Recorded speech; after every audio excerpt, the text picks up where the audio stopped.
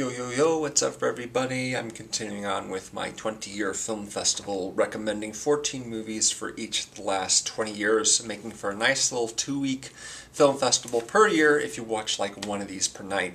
Watch one of them, watch all of them, mix up the order, whatever you like. This is just what I would watch mostly. Little rule here, no sequels or franchise films unless it's the first in a series and can act as a standalone movie, unless the movie is part of one of my top 5 lists of the year, or if it's the Avengers, because that movie is just too darn entertaining.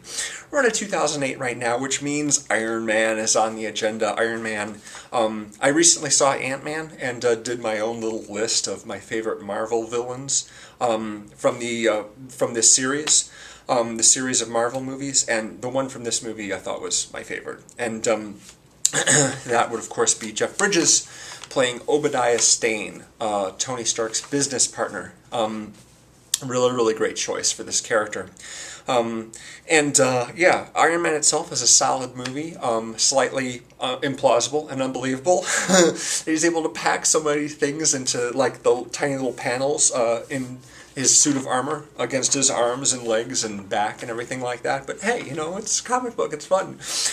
Jon Favreau, of course, was the director of this movie, as well as Iron Man 2, which I also appreciated, but Iron Man is a good standalone movie, and of course, Downey. He's lots of fun.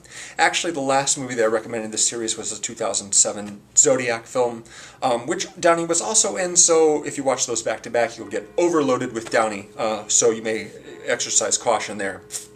Another movie which I mentioned in my last set was Forgetting Sarah Marshall.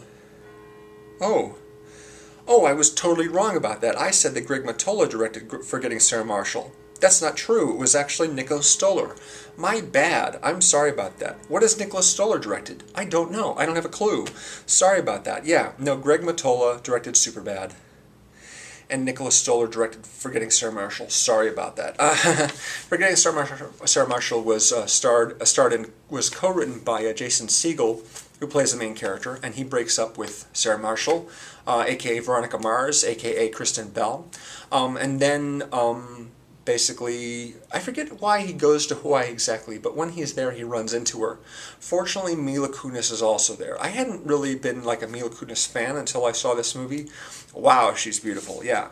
And, just a funny movie. Oh, of course, you've got Aldous Snow, exactly. Aldous Snow, is that his name?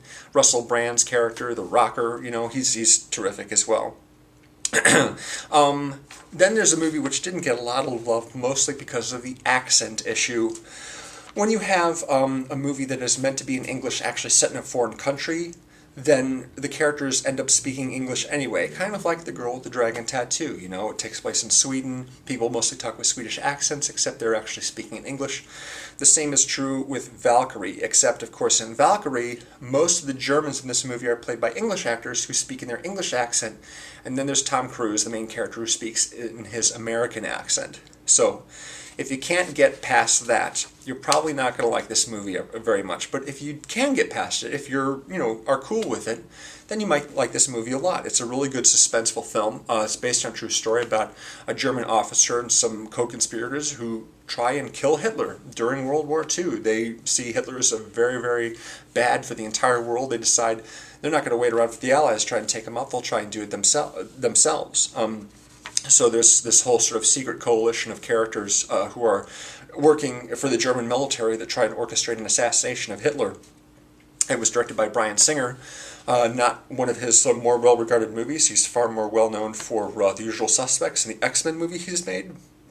But I like this movie a lot, aside from the accent issue.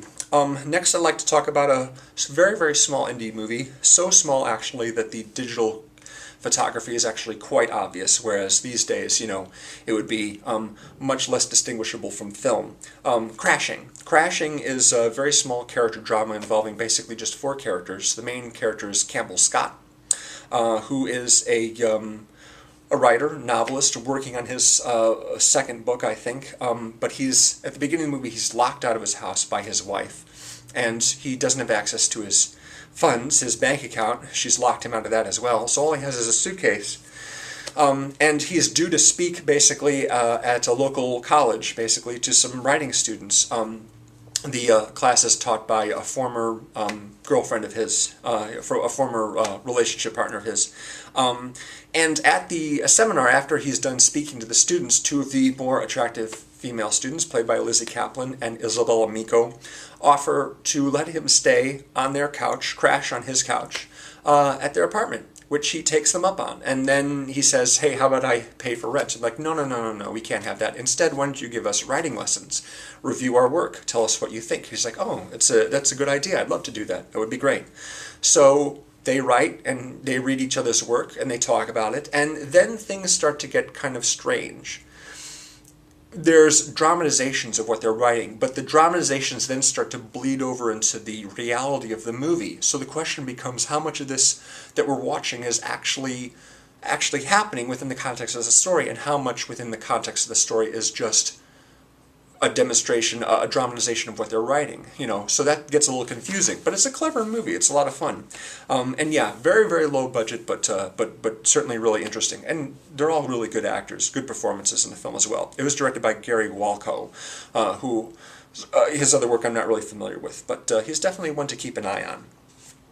Next 2008 movie I'd like to talk about is Cloverfield, which is directed by Matt Reeves, who went on to do Dawn of the Planet of the Apes, a quite excellent movie. Cloverfield is also lots of fun. It's another one of those found footage movies, and it's the monster that attacks New York City, and you've got these young guys that are running around trying to avoid getting killed. Fun movie, lots of fun, good effects, just a good suspense movie, one of the better examples of a found footage movie. Then there's In Bruges. In Bruges is a sort of comedic gangster drama that was directed by Martin McDonagh, who also did Seven Psychopaths. Both movies, of course, star Colin Farrell.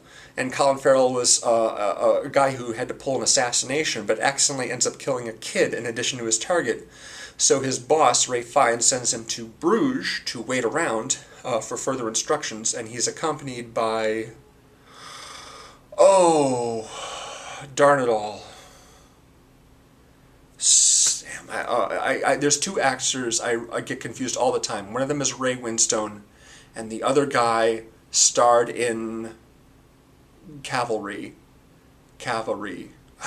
Dude, I know names of so many actors, and yet when it comes to making these videos, I just blank sometimes. Sorry about that. Anyway, this is a pretty funny movie with some crazy stuff happening.